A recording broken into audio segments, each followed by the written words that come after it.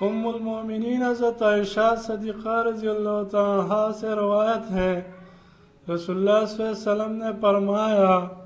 انسان کا بہترین کھانا وہ ہے جو اس کی کمائی سے حاصل ہو، اور اس کی اولاد بھی اس کی کمائی ہے۔ حضرت مقدام بن معدی کرب زبیدی رضی اللہ تعالیٰ عنہ سے روایت ہے، رسول اللہ صلی اللہ علیہ وسلم نے فرمایا، کوئی آدمی اپنے ہاتھ کی کمائی سے زیادہ پاکیزہ اور عمدہ روزی حاصل نہیں کر سکتا،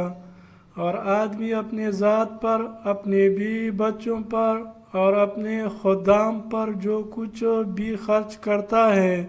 وہ صدقہ ہوتا ہے۔